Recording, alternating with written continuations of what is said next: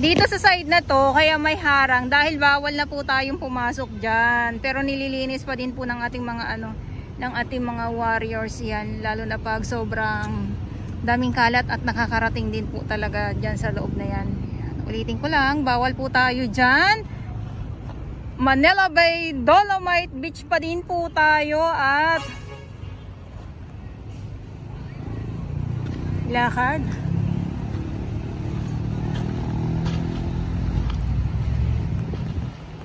Magsimula tayo sa ating paglalakad. Uy, paglalakad. Wala naman tayong ibang gagawin kundi ang maglakad dito sa loob ng Dolomite Beach dahil ay bawal pong maligo. Bawal pa din pong maligo.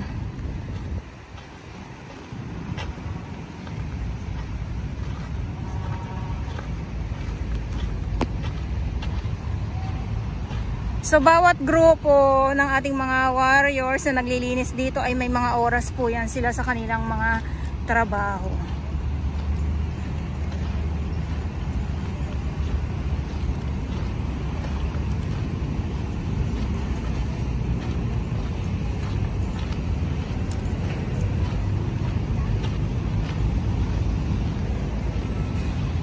Na tayo dito. Tahimik. Tapos yung skimmer naman, yung yung kasangga ng ating mga warriors, yung panguha ng mga basura ay nandoon sa dulo. Kaya punta po tayo doon.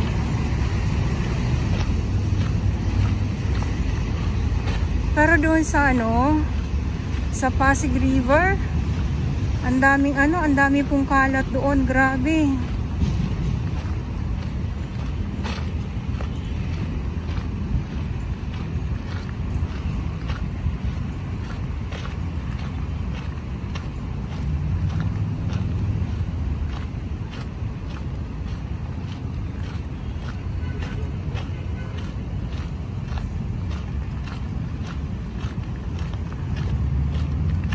Tapos yung mga ibang tanim na mga halaman, andito pa din sila. Ayan, yung iba namumulaklak.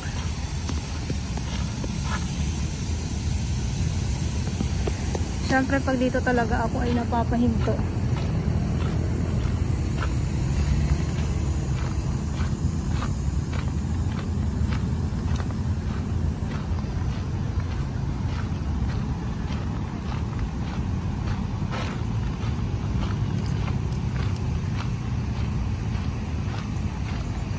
Tapos yung banyo pala, hindi pa din po siya bukas sa publiko.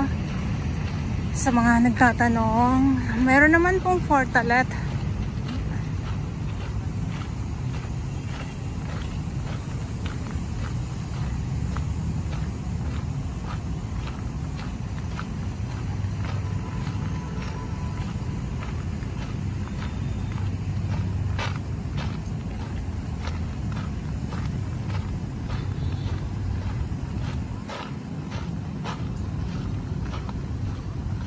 Nakandang tayo so yung Mandamos office.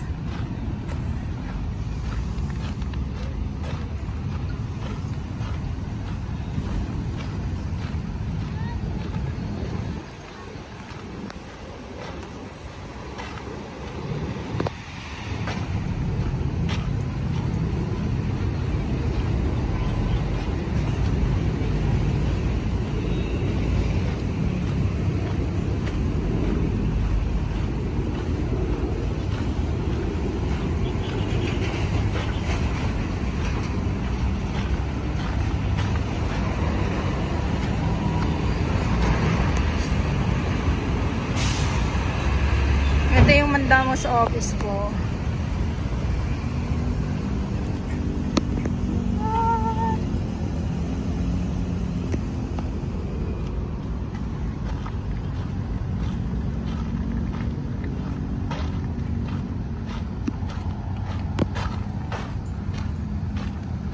Wow! Ay, wow!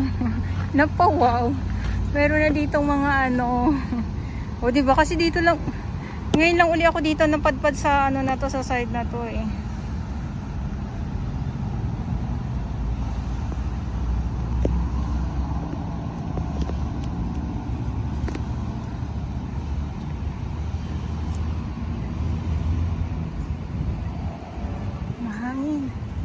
buti na lang kahit na ano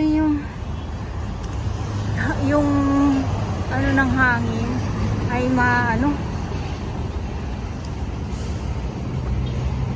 mainit.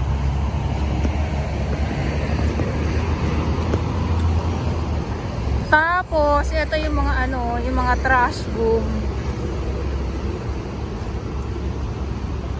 Ayan, so dito malinis kita ko lang po sa inyo.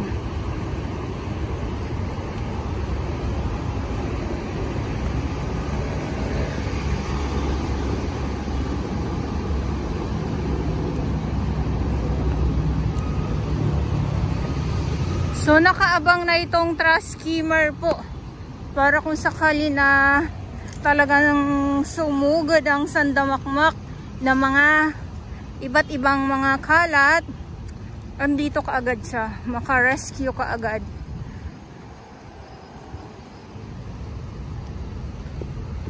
Ganda ng mga namumukadkad yung mga flowers. Baba tayo dyan mamaya sa mga flowers ay dahil ay namumukadkad po. Namumukadkad, yes.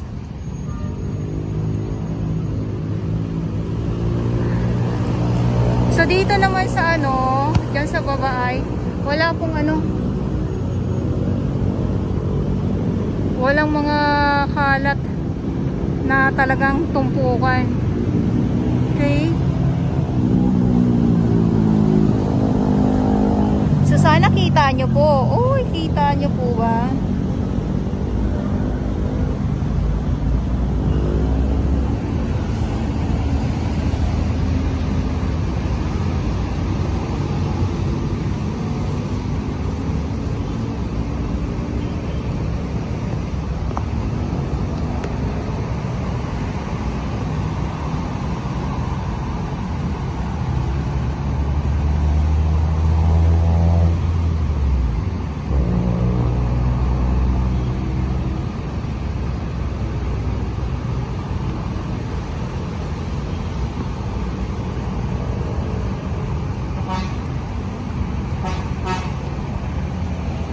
Linis.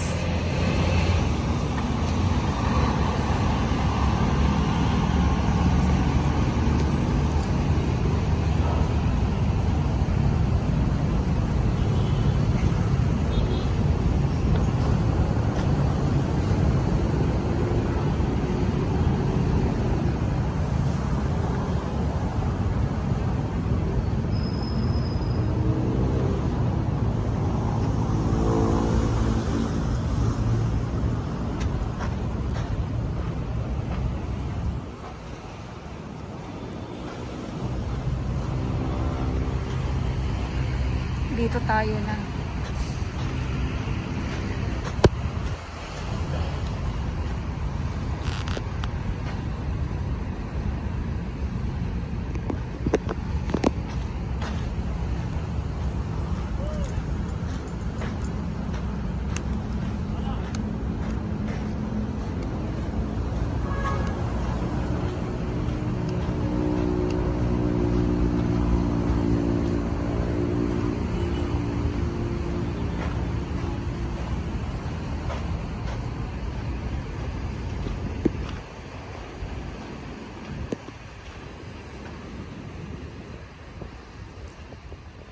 Okay, so ito yung trash skimmer.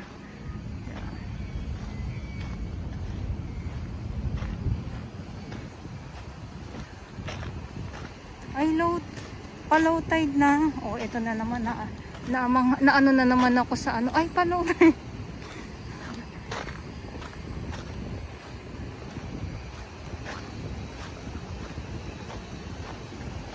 Alam nyo na, manpok pag